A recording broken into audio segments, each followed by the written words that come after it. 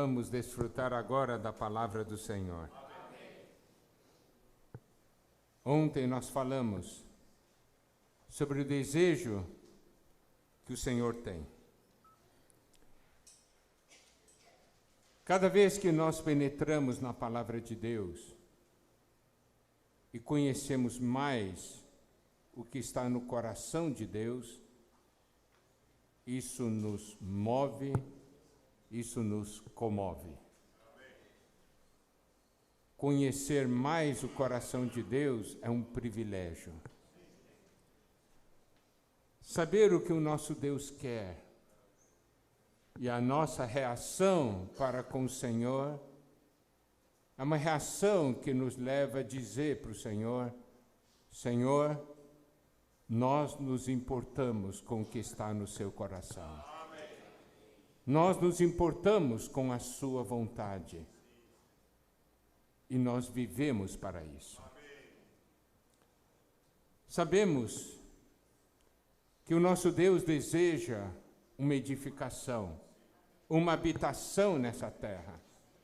Vimos ontem em Êxodo que Deus queria que o seu povo edificasse para ele um santuário, para que ele pudesse habitar no meio do povo. E ele fez isso com a participação do povo. Nós vimos todos aqueles processos passo a passo. Mas nós sabemos também que o povo depois entrou na boa terra, o templo foi construído, Deus agora tinha um lugar de habitação, mas devido à idolatria, devido aos pecados, devido à desobediência do povo, aquele templo foi destruído.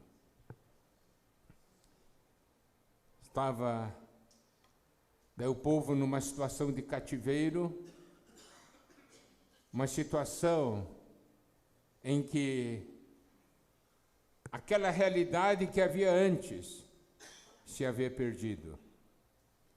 Mas louvado seja o Senhor, nosso Deus é um Deus de propósito.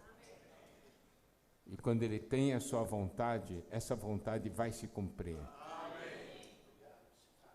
E como nós falamos ontem, hoje nós vamos entrar no livro de Esdras e ver os princípios, alguns dos princípios que estão nesse livro, ligados à edificação e ao serviço na casa de Deus.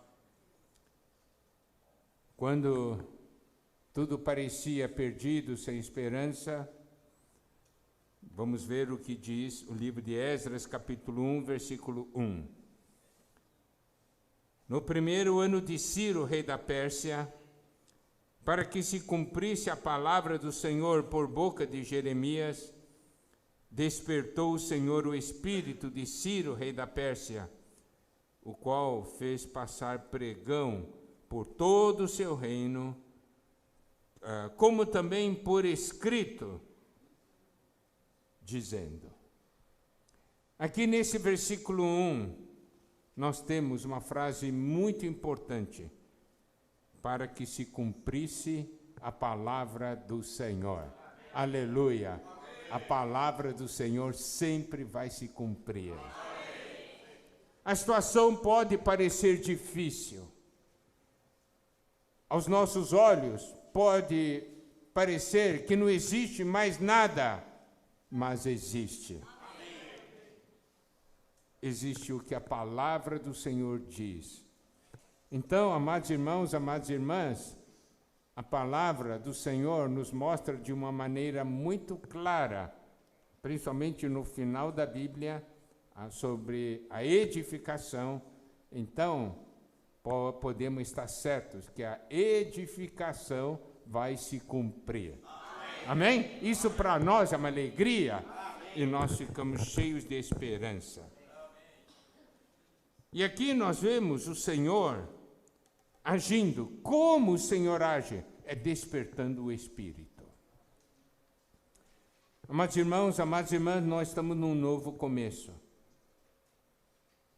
E devemos nos lembrar esse novo começo existe porque o Senhor despertou o nosso espírito.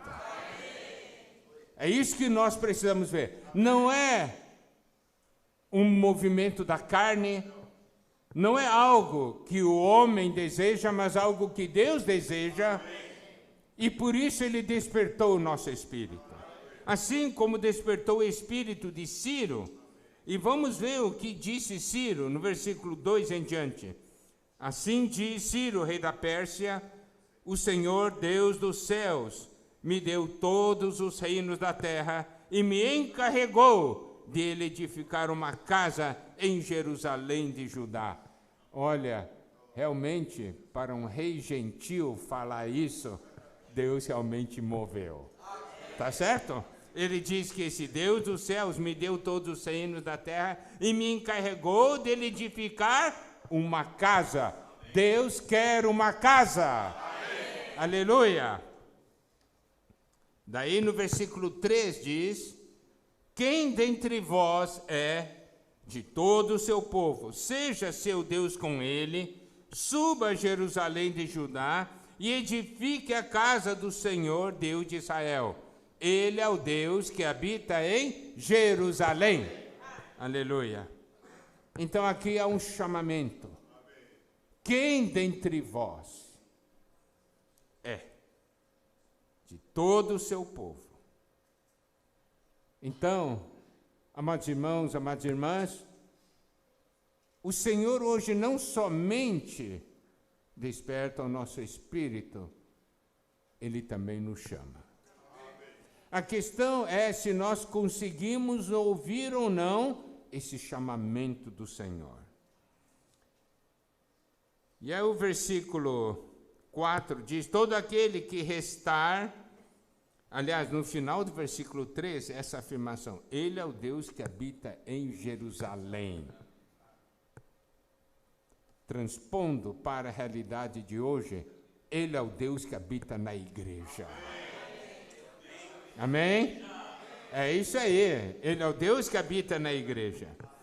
Versículo 4 diz assim: todo aquele que restar em alguns lugares em que habita, os homens desse lugar o ajudarão com prata, ouro, bens e gado, afora as dádivas voluntárias para a casa de Deus, a qual está em Jerusalém. Aqui nós temos novamente aqueles princípios de as pessoas irão ofertar algo, tá certo? Para essa casa. O que é importante agora é o versículo 5. Então se levantaram os cabeças de família de Judá e de Benjamim, e os sacerdotes e os levitas, com todos aqueles cujo espírito Deus despertou, para subir e edificar a casa do Senhor, a qual está em Jerusalém. Esse versículo 5 mostra novamente os passos para que a edificação possa se efetuar. Primeiramente, nesse versículo 5, nós temos essa afirmação: com todos aqueles cujo espírito Deus despertou. Então, tudo se inicia no espírito. Amém? Devemos lembrar nesse novo começo, o princípio que guardamos é: tudo se começa no espírito. Segundo, não basta nós termos o espírito despertado. No versículo 5 diz: então se levantaram. Devemos ter uma reação, devemos ter uma atitude, que é de se levantar. Não adianta eu ter o espírito despertado e continuar sentado e continuar passivo, porque existe um chamamento, existe uma expressão da vontade de Deus. A casa de Deus precisa ser edificada. Então, nós temos que nos levantar. Mas não é só isso. Aqui, esse versículo ainda diz o seguinte: levantar, aqui diz para subirem. Levantar é uma atitude. Agora há uma caminhada. Precisamos subir. Não é descer. É subir. Subir é fácil? Não. Descer é fácil. Mas subir não é fácil. E não basta só subir. Aqui diz para subirem a edificar. E o último passo é edificar. A visão que precisamos ter é o seguinte: nem todos os que tiveram seu espírito despertado se levantaram. Nem todos os que se levantaram subiram. Nem todos que subiram edificaram. Mas louvado seja o Senhor, porque há um grupo que teve o espírito despertado, se levantou, subiu e edificou. Agora, você pertence a qual grupo? Você pertence a qual grupo? Você está satisfeito em ter o espírito despertado? Puxa, é verdade mesmo, Deus quer uma habitação, puxa, é verdade. E terminou. E não aconteceu mais nada. Você faz parte desse grupo? Ou você teve seu espírito despertado, se levantou, na conferência, você ficou alegre, disse, agora vou me levantar. Se levanta. Volta para casa, fica ali ainda. Não sobe.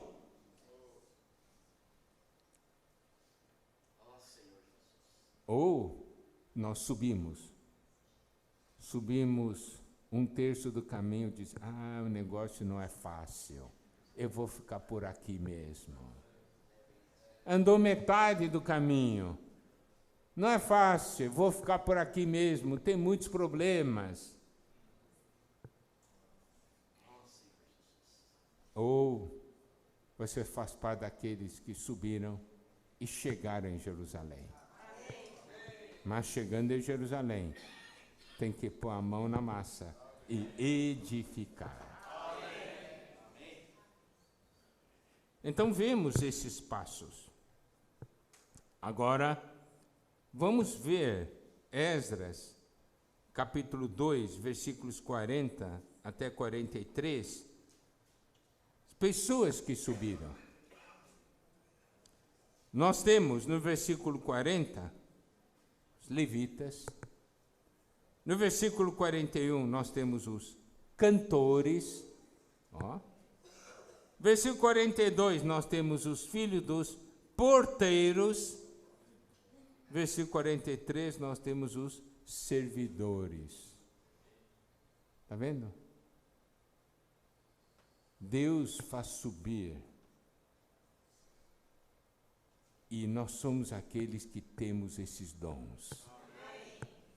Uns são levitas, outros cantores, outros porteiros, outros servidores.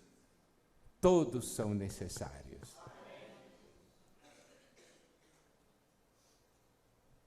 Agora, o capítulo 2, versículo 59, nós temos algo que precisamos dar importância e dar atenção. Também estes subiram de Tel Melá, Tel Arsa, Querube, Adã e Imer, porém não puderam provar que as suas famílias e sua linhagem eram de Israel. De que linhagem nós somos? Essa edificação é para ser realizada pelo povo de Deus. Irmãos, entenderam? Não é uma edificação para ser feita com pessoas do mundo. É uma edificação para ser feita com os filhos de Deus. Aqueles que podem provar a sua linhagem. Eu sou nascido de Deus. essa convicção, esse fato. Eu pertenço a uma linhagem que é a linhagem de Deus, a linhagem do povo de Deus, e eu tenho parte nessa edificação. Você defende ou não essa sua linhagem? Você ama ou não essa linhagem? Você deseja perder essa linhagem ou esconder a sua linhagem? Eu quero mostrar algo agora muito importante. Capítulo 2, versículo 61. Também dos filhos dos sacerdotes. Olha só. Também dos filhos dos sacerdotes, os filhos de Abaías, os filhos de Cós, os filhos de Barzilai, que se casaram com uma das filhas de Barzilai, o gileadita, e que foi chamado do nome dele. Versículo 62. Estes procuraram seu registro nos livros genealógicos, porém não o acharam, pelo que foram tidos por imundos para o sacerdócio. Nós temos aqui filhos de sacerdotes, descendentes de sacerdotes, que não foram encontrados no registro do livro genealógico e foram tidos por imundos para o sacerdócio. Eu quero especificamente citar, aqui fala, os filhos, no versículo 61, os filhos de Barzilai, que se casaram com uma das filhas de Barzilai, o gileadita, e que foi chamado pelo nome dele. Nós temos aqui alguém da linha sacerdotal que casou com uma das filhas de Barzilai e foi chamado pelo nome de Barzilai. Agora, que implicação isso tem? Vamos ver, 2 Samuel 19, 32. Era Barzilai muito velho, da idade de 80 anos. Ele sustentara o rei quando este estava em Manaim, porque era homem muito rico. Barzilai era um homem muito rico. E uma das filhas dele, se casou com o filho de sacerdotes.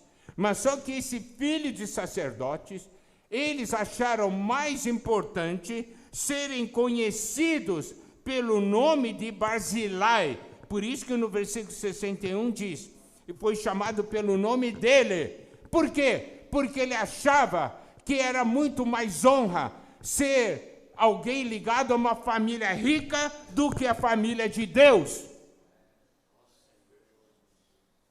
E lá adiante, qual foi a consequência? Não foi encontrado o seu registro nos livros genealógicos, foram tidos por imundos para o sacerdócio. Você quer ser conhecido como sacerdote ou como uma pessoa rica, cheia de poder no mundo?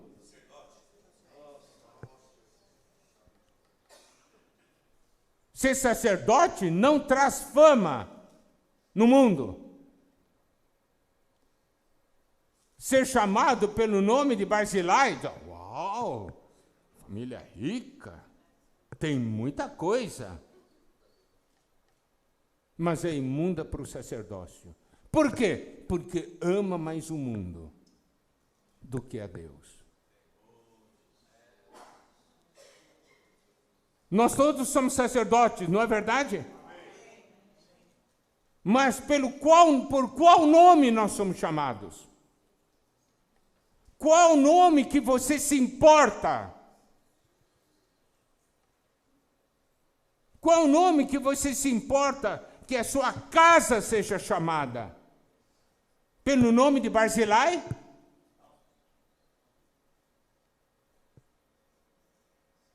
Essa é uma das maneiras do inimigo de Deus nos desviar.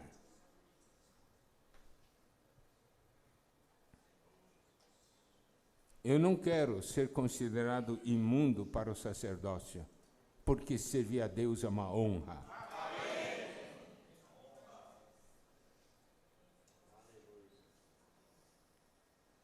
Agora, vamos dar uma olhada em Esdras capítulo 3.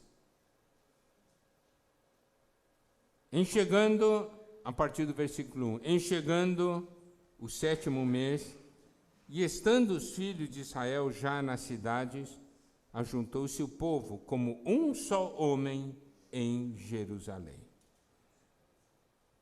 Levantou-se Jesua, filho de Josadaque, e seus irmãos sacerdotes, e Zorobabel, filho de Sealtiel, e seus irmãos, e edificaram o altar do Deus de Israel, para sobre ele oferecerem holocaustos, como está escrito na lei de Moisés, homem de Deus.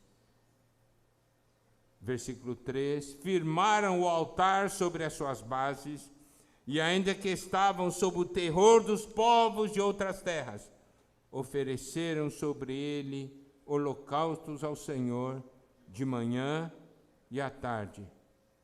Celebraram a festa dos tabernáculos, como está escrito, e ofereceram holocaustos diários, segundo o número ordenado para cada dia. Depois disto, o holocausto contínuo e o sacrifício das festas da lua nova e de todas as festas fixas do Senhor, como também os dos que traziam ofertas voluntárias ao Senhor.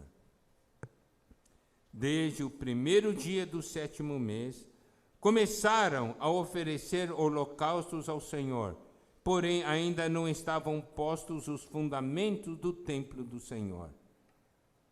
Deram, pois, o dinheiro aos pedreiros e aos carpinteiros, como também comida, bebida e azeite aos sidônios e tírios, para trazerem do Líbano madeira de cedro ao mar, para Jope, segundo a permissão que lhes tinha dado Ciro, rei da Pérsia. O que nós podemos ver aqui, amados irmãos, é que antes de construir a casa de Deus, antes de edificar o templo, foi restaurado o altar. Existe um processo, uma ordem na edificação.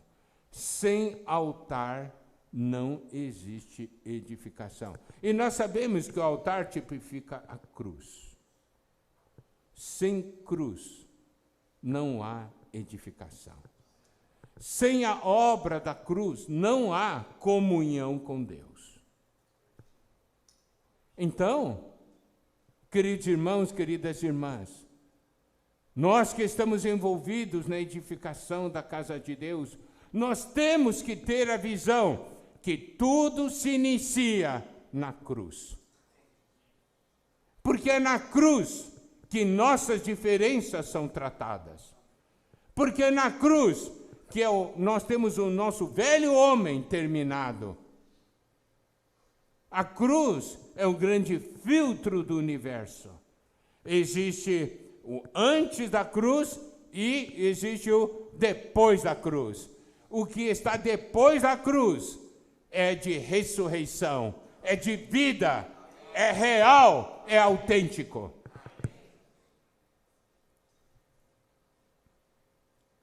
Edificação é fácil?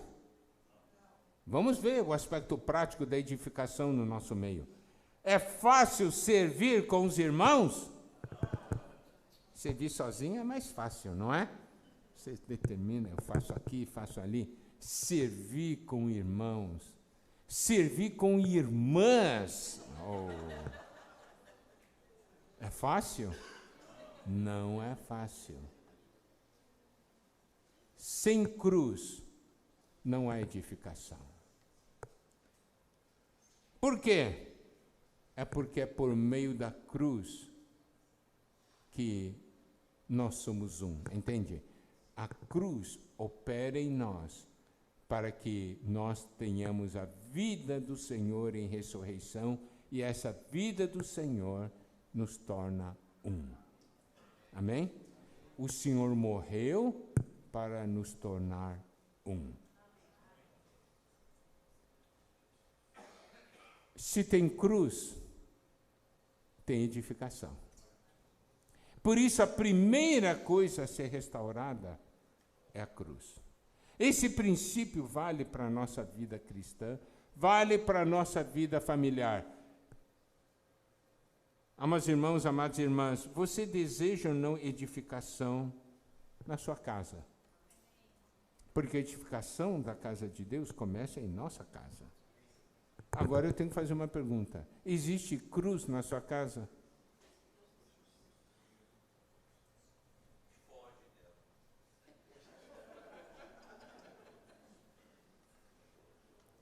Até no local de reunião, a gente pode ser, de vez em quando a gente toma cruz, não é por quê? Porque está na reunião, está na frente dos irmãos. Mas em casa, quem deseja ir para a cruz?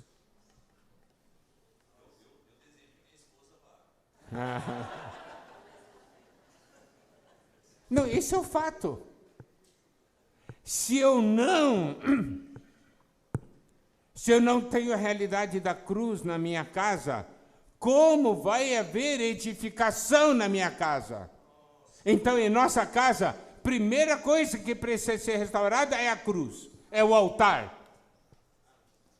Porque isso vai permitir a nossa comunhão com Deus e a nossa comunhão uns com os outros. E o que nós queremos enfatizar é a realidade que nos é mostrada em Efésios capítulo 2. Efésios capítulo 2, a partir do versículo 11, mostra o que o Senhor fez para unir dois povos. O princípio da unidade de dois povos é o mesmo princípio da unidade de duas pessoas. Olha só, vamos só dar uma lida, eu não vou desenvolver muito por causa do tempo. E diz assim, Efésios 2, a partir do versículo 13. Mas agora em Cristo Jesus, vós que antes estáveis longe, foste aproximados pelo sangue de Cristo.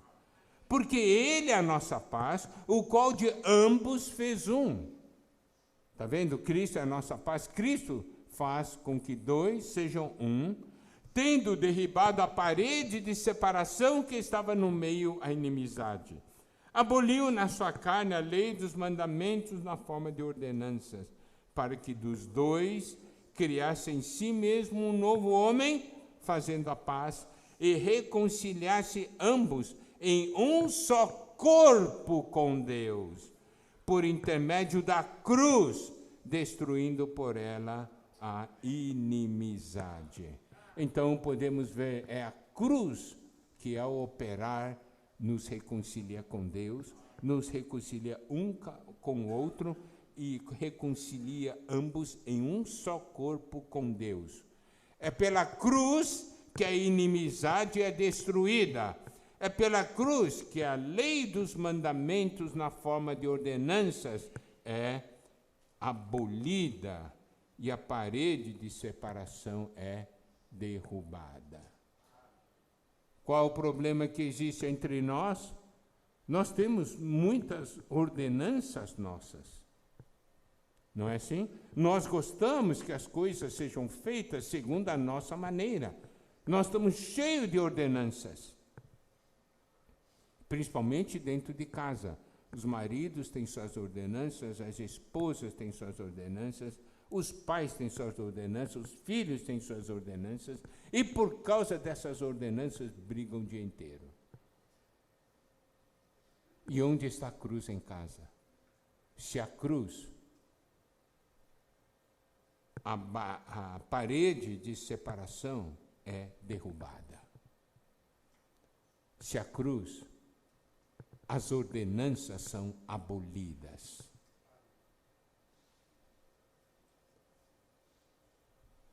Pela cruz, nos tornamos um.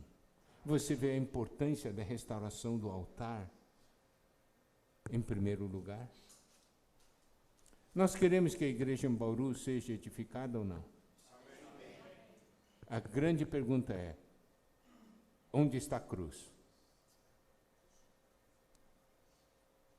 Se a cruz, aleluia, vai haver edificação. Se não a cruz, vai haver somente um amontoado de irmãos, sem edificação.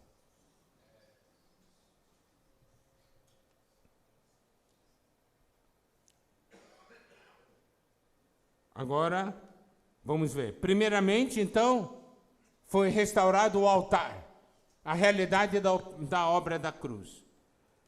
Agora, no capítulo 3, versículo 8 diz: no segundo ano da sua vinda à casa de Deus em Jerusalém, no segundo mês, Zorobabel, filho de Sealtiel, e Jesua, filho de Josadaque, e os outros seus irmãos, sacerdotes e levitas, e todos que vieram do cativeiro a Jerusalém, começaram a obra da casa do Senhor, e constituíram levitas da idade de 20 anos para cima, para a superintenderem.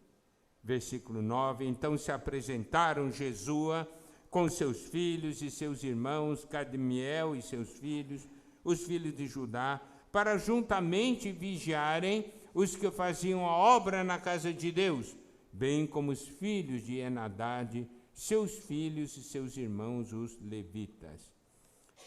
Versículo 10, quando os edificadores lançaram os alicerces do templo do Senhor, apresentaram-se os sacerdotes paramentados com trombetas e os levitas, filhos de Asaf, com símbolos para louvarem o Senhor, segundo as determinações de Davi, rei de Israel. Aleluia! Quando foram lançados os alicerces do templo, todos começaram a festejar. Versículo 11. Cantavam alternadamente, louvando e rendendo graças ao Senhor com essas palavras: Ele é bom, porque a sua misericórdia dura para sempre sobre Israel. E todo o povo jubilou com altas vozes, louvando ao Senhor por se terem lançado os alicerces da sua casa. Aleluia! Você vê o povo se alegrando porque foram lançados alicerces. Aleluia, a edificação vai começar. Você está alegre? Aleluia, nesse novo começo estamos todos alegres. Por quê? Porque vai haver edificação. Amém? Olha só o versículo 12. Porém, muitos dos sacerdotes e levitas e cabeças de família, já idosos, que viram a primeira casa, choraram em alta voz, quando à sua vista foram lançados os alicerces dessa casa. Muitos, no entanto, levantaram as vozes com gritos de alegria. Versículo 13, de maneira que não se podiam discernir as vozes de alegria das vozes do choro do povo, pois o povo jubilava com tão grandes gritos que as vozes se ouviam de muito longe. Alegria de ver o Senhor fazendo a sua obra. Aqueles mais idosos, aqueles que viram a primeira casa, esses choraram, mas choraram de alegria. Por quê? Porque eles viram, Deus é um Deus de propósito. Eu creio que muitos tiveram a experiência nesses últimos tempos, de olhar as coisas que aconteceram e acharam, é o fim. Eu dediquei minha vida para isso, parece que tudo caiu, né? Tudo desabou, mas louvado seja o Senhor, não é verdade. Porque o Senhor está operando. Amém? Por isso nós o enchemos de alegria.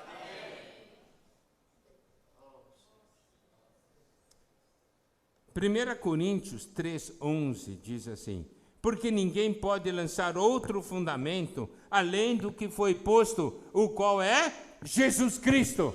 Aleluia! Nesse novo começo, nós estamos lançando o fundamento que é Jesus Cristo. Ninguém pode lançar outro fundamento. E o versículo Efésios 2:20 diz: edificado sobre o fundamento dos apóstolos e profetas, sendo ele mesmo, Cristo Jesus, a pedra angular. Então, a revelação que é Cristo, que nós podemos ver em Mateus 16. Quando o Senhor disse, e sobre esta rocha edificarei a minha igreja. Quando essa rocha, primeiramente, se refere à sua pessoa. Segundo ponto, essa rocha se refere à revelação da pessoa de Cristo. Então, por isso que aqui, esse mesmo princípio está em 1 Coríntios 3,11. O fundamento é Cristo, e os apóstolos e profetas trouxeram essa revelação de Cristo, da pessoa de Cristo, por isso também é fundamento. Amém? Aleluia. Agora aí entra o inimigo de Deus. O inimigo de Deus quer edificação? Não. Por que ele tem medo da edificação? Porque o Senhor Jesus, em Mateus 16, falou, edificarei a minha igreja, e as portas do inferno não prevalecerão contra ela. Contra o quê? Contra a igreja edificada. Por que o inimigo de Deus é contra a edificação? Porque sabe, se houver edificação, é o meu fim.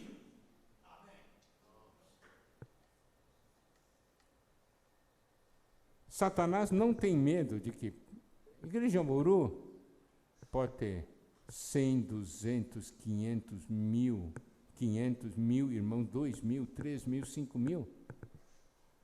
Ele não se importa muito com isso.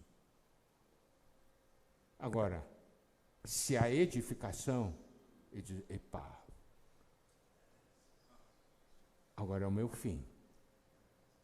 Porque eu não posso contra a igreja quando há edificação.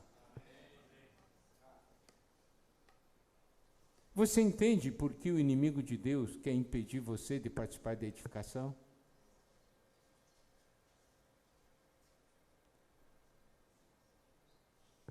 Porque se você participar, vai ser o fim dele.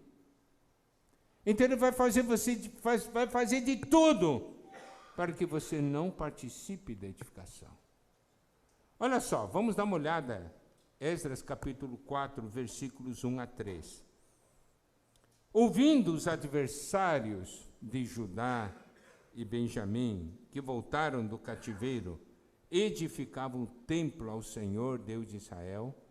Então, olha só, são os adversários que ouviram. Versículo 2, chegaram-se a Zorobabel e aos cabeças de famílias, e lhe disseram, deixa-nos edificar convosco, porque como vós buscaremos a vosso Deus, como também já lhe sacrificamos desde os dias de Esar-Adom, rei da Síria, que nos fez subir para aqui. Ele diz, deixa a gente participar, nós também servimos a esse Deus. Mas eles serviram a Deus cheio de misturas e com as coisas de idolatria.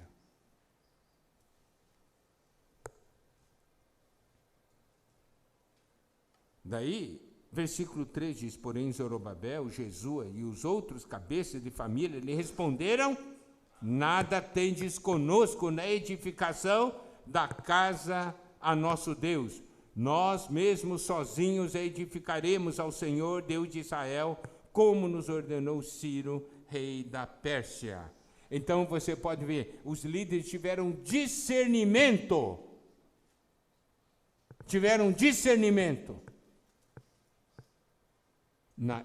A edificação da casa de Deus não aceita mistura. Porque o princípio espiritual a edificação é feita com Cristo, que nós temos.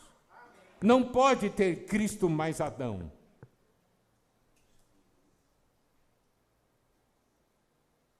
Tem que ser Cristo. Tem que ser material, genuíno. Vocês se lembram de 1 Coríntios 3?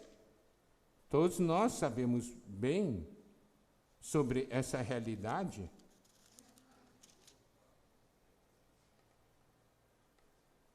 1 Coríntios 3, versículo 10. Segundo a graça de Deus que me foi dada, lancei o fundamento como prudente construtor, e outro edifica sobre ele. Porém, cada um veja como edifica. Porque ninguém pode lançar outro fundamento além do que foi posto, o qual é Jesus Cristo. Então, fundamento é só Jesus Cristo.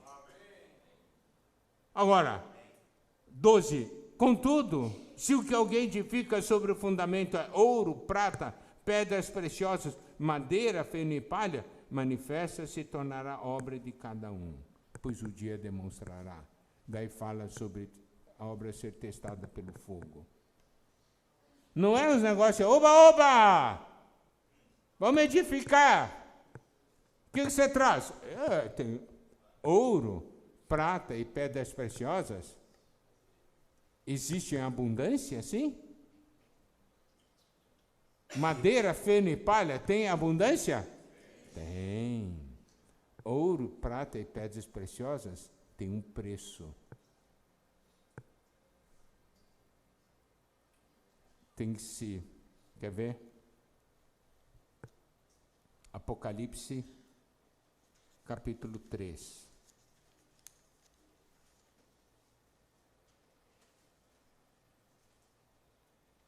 Versículo 17. Pois diz, estou rico e abastado, não preciso de coisa alguma, e nem sabes que tu és infeliz, sim, miserável, pobre, cego e nu.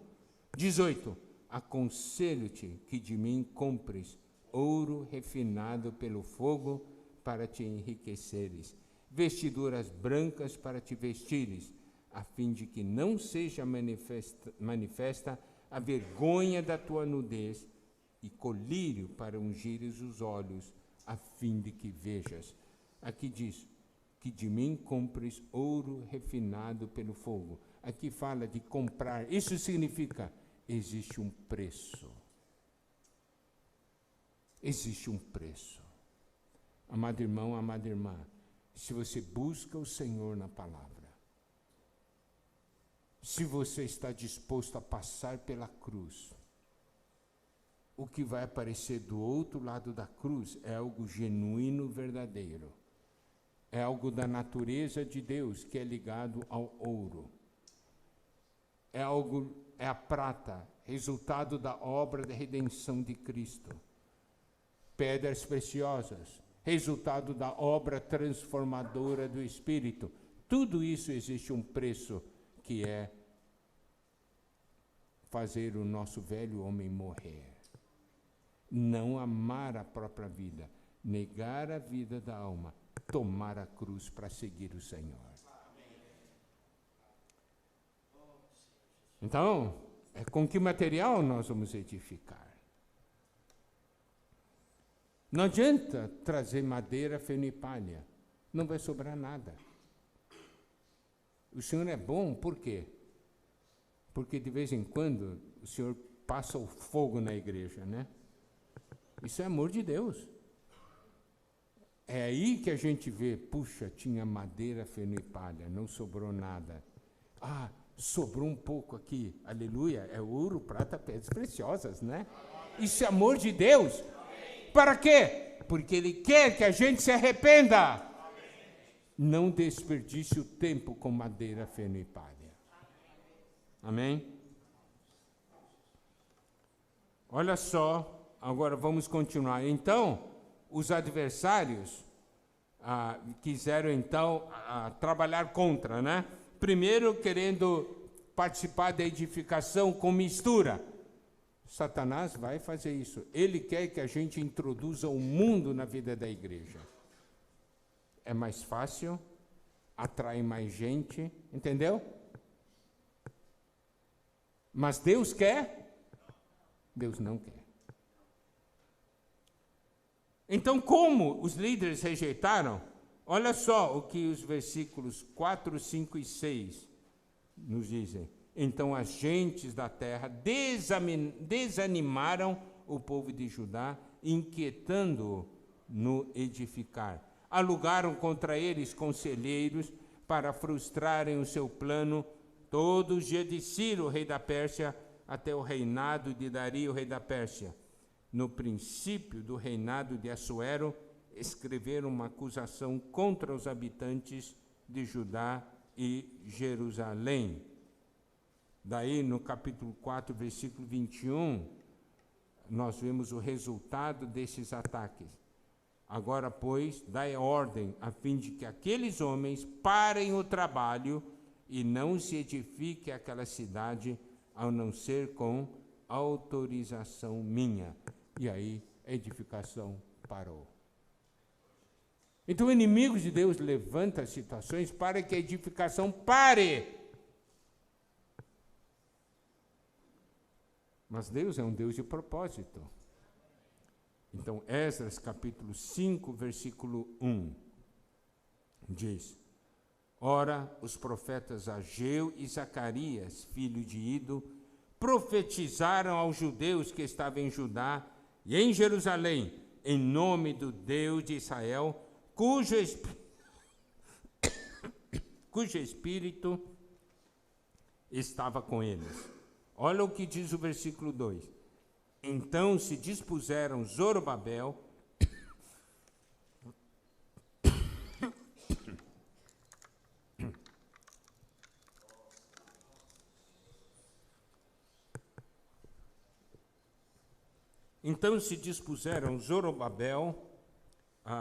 filho de Sealtiel, e Jesua, filho de Josadaque, e começaram a edificar a casa de Deus, a qual está em Jerusalém, e com eles os referidos profetas de Deus que os ajudavam. Agora vamos dar uma olhada no livro de Ageu.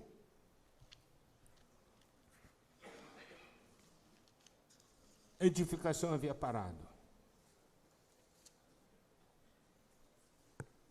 Daí Deus levantou os seus profetas para falar para o seu povo, para continuar a edificação.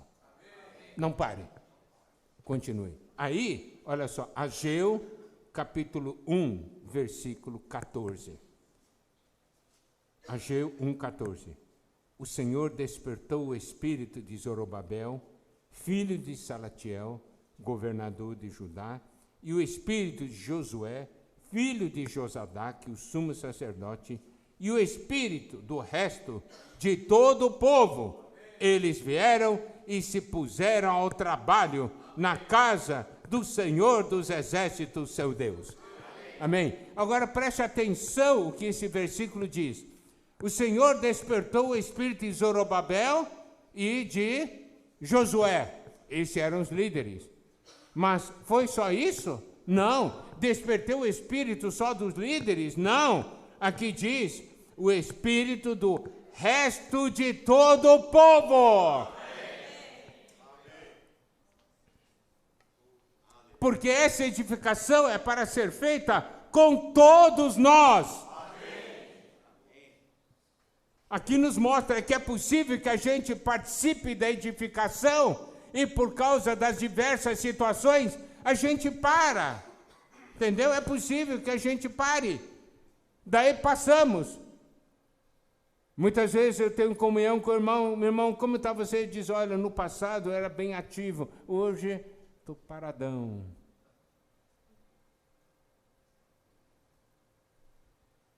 O senhor quer isso? Não.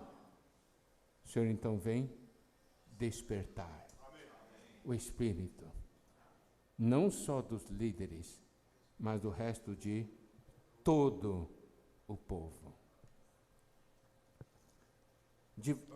Você vê, o Senhor levantou Ageu e Zacarias. Em Zacarias 3, nós vemos algo ligado a Josué. Nós não vamos entrar, vocês tendo tempo, depois leiam. E em Zacarias, capítulo 4, nós vamos falar um pouco, porque é muito importante. Zacarias 4, a partir do versículo 1, diz: tornou o anjo que falava comigo e me despertou, como a um homem que é despertado do seu sono. Você vê? o Senhor tem que nos despertar. Muitas vezes nós estamos dormindo no meio da situação. Daí me perguntou, que vês? Respondi, olho, e eis um candelabro todo de ouro e um vaso de azeite em cima, com as suas 7 lâmpadas e 7 tubos, um para cada uma das lâmpadas que estão em cima do candelabro. Junto a este, 2 oliveiras, uma à direita do vaso do azeite, outra à sua esquerda. Então perguntei ao anjo que falava comigo, meu Senhor, que é isso? Aqui nós temos que aprender uma lição. Toda vez que Deus fala, revela algo para nós, nós temos que aprender a perguntar, Senhor, que é isso?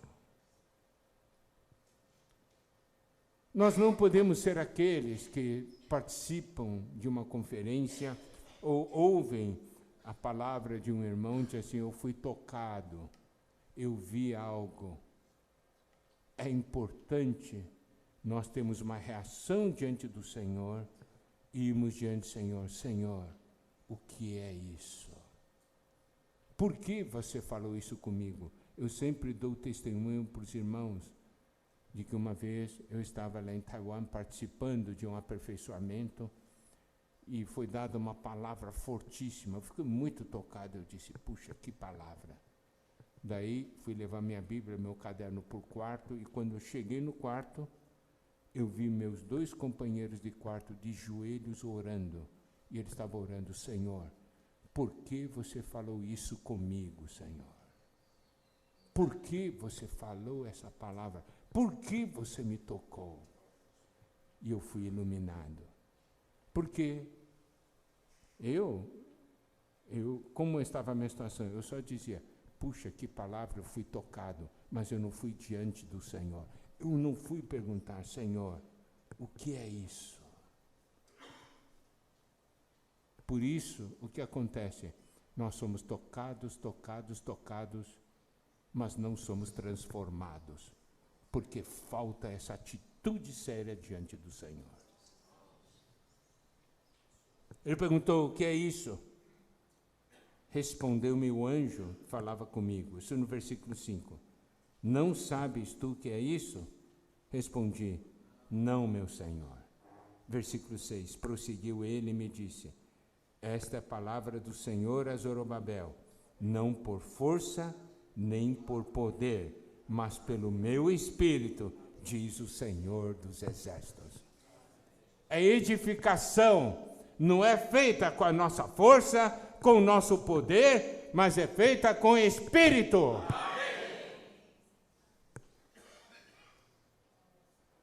E ainda mais, versículo 7. Quem és tu, ó grande monte?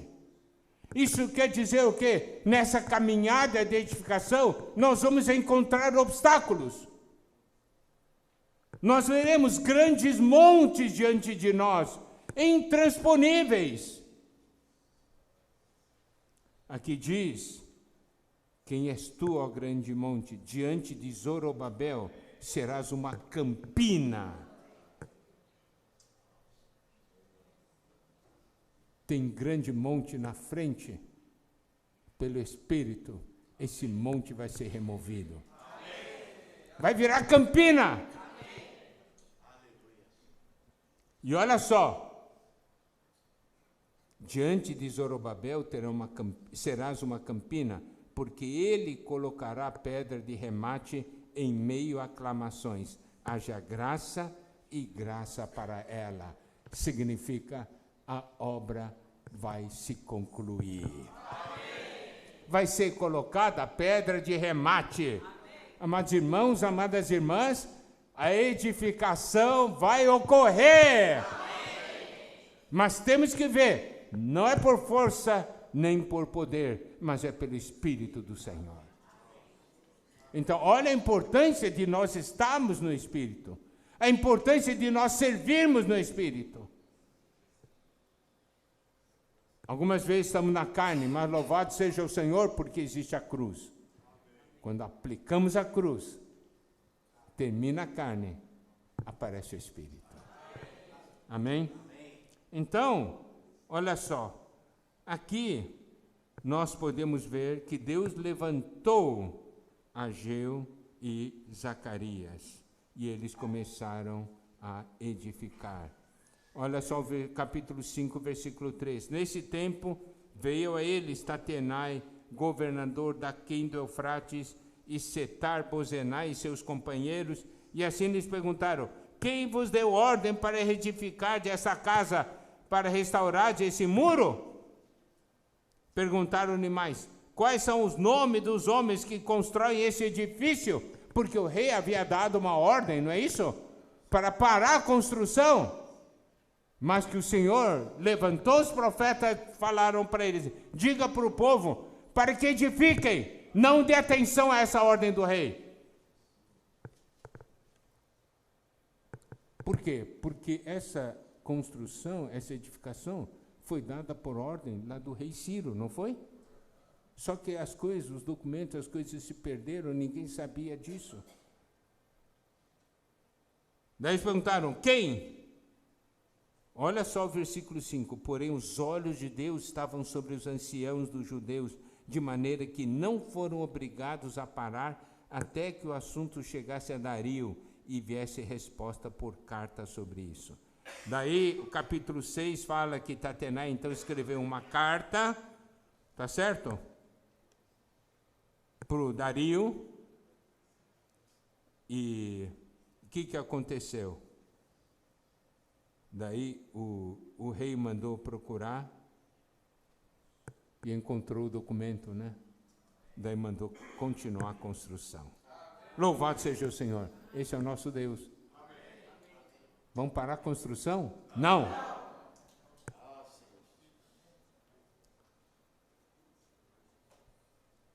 E o que aconteceu? Vamos ver aqui.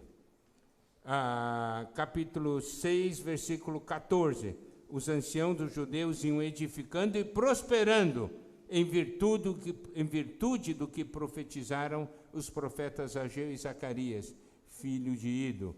Edificaram a casa e a terminaram, segundo o mandado do Deus de Israel e segundo o decreto de Ciro, rei de Dario e de Artaxerxes, rei da Pérsia. Acabou-se esta casa no dia 3º, no mês de Adar, no 6º ano do reinado do rei Dario. Louvado seja o Senhor. Agora, teria muito mais coisas, mas eu vou pular e vou chegar num ponto que é muito importante, tá?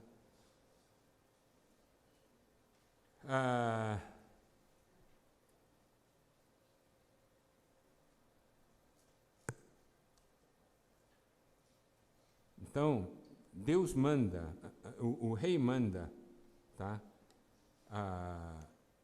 Esdras capítulo 7. Passadas essas coisas, no reinado de Artaxerxes, rei da Pérsia, Esdras, filho de Seraías, filho de Azarias, filho de Ilquias, isso no versículo 1. Versículo 5, filho de Abisua, filho de Finés, filho de Eleazar, filho de Arão, sumo sacerdote, esse Esdras subiu da Babilônia. Versículo 6, ele era escriba, versado na lei de Moisés, dada pelo Senhor Deus a Israel. Segundo a boa mão do Senhor seu Deus que estava sobre ele, o rei lhe concedeu tudo quanto lhe pedira. Esdras capítulo 7, versículo 8. Esdras chegou a Jerusalém no 5º mês, no 7º ano deste rei. Pois no 1º dia do 1º mês partiu de Babilônia, e no 1º dia do 5º mês chegou a Jerusalém, segundo a boa mão do seu Deus sobre ele. Versículo 10, porque Esdras tinha disposto o coração para buscar a lei do Senhor, para cumprir e para ensinar em Israel os seus estatutos e os seus juízos.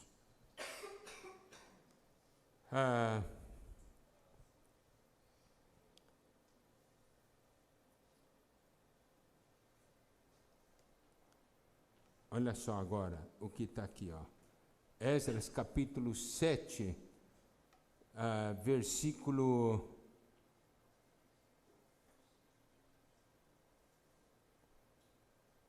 versículo 16.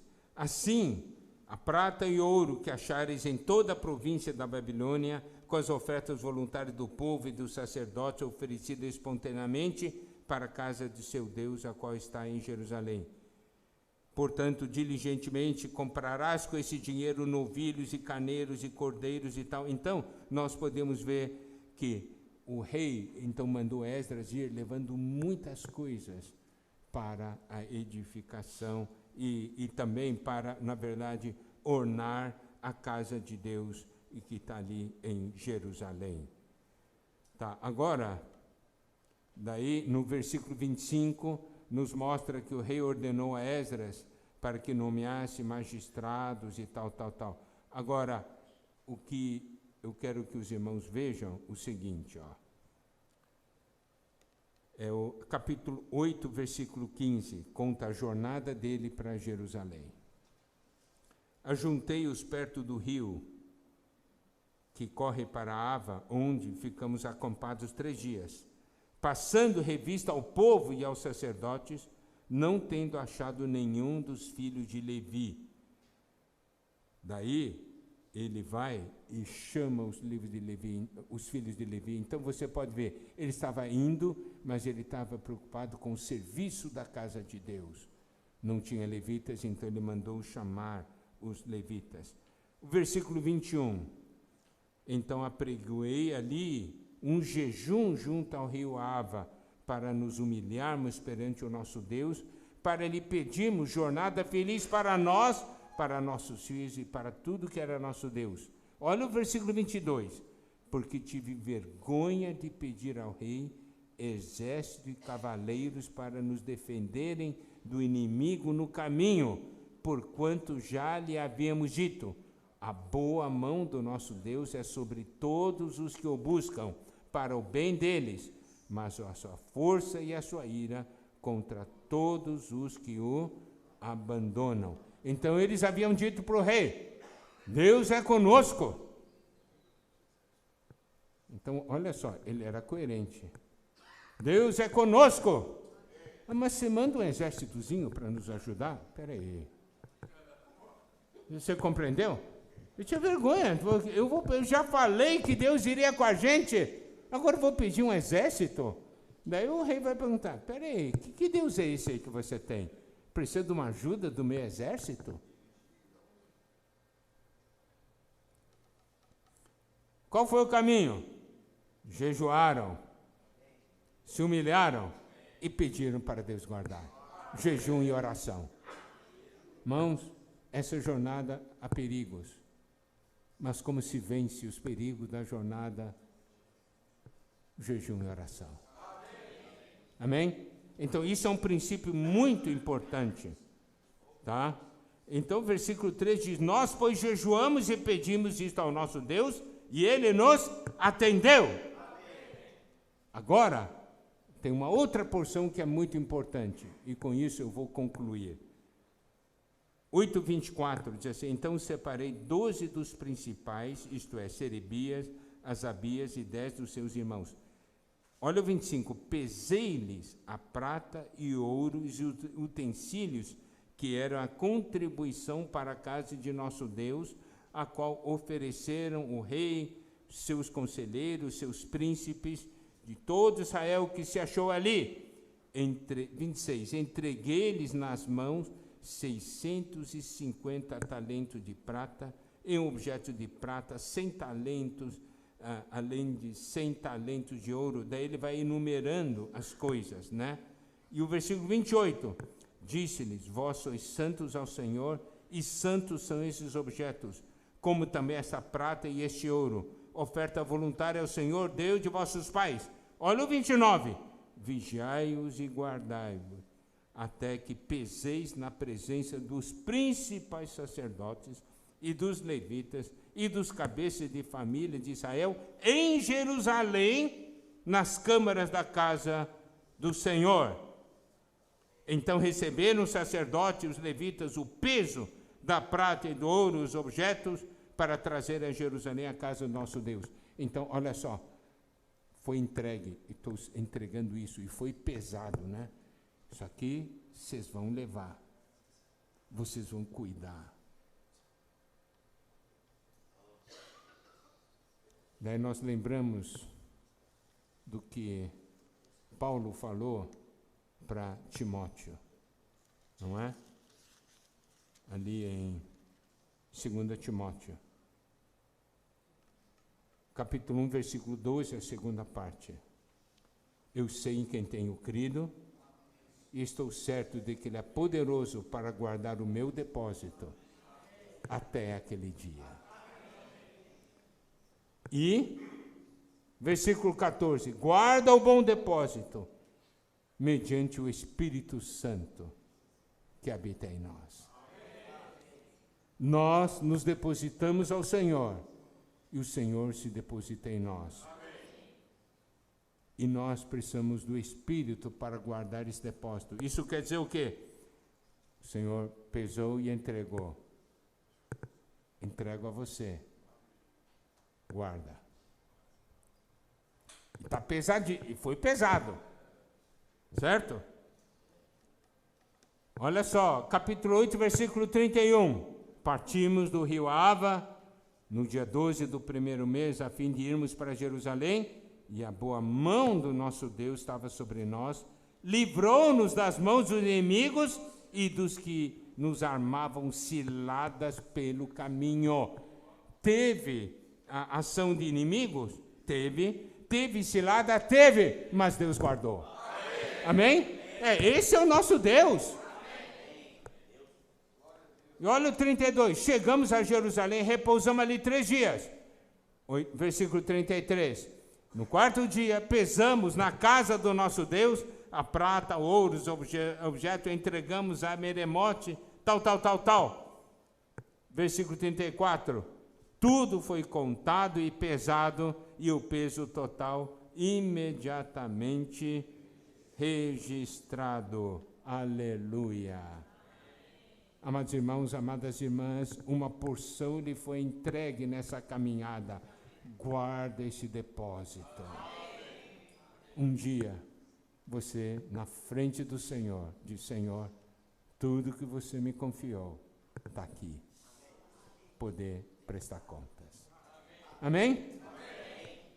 Há muitas coisas, mas nós não temos jeito de abordar tudo, né? Mas eu creio que esses são os itens importantes para o momento atual que nós vivemos. Que o Senhor possa abençoar a todos, guardar as igrejas em toda essa região e que haja edificação. Jesus é o Senhor.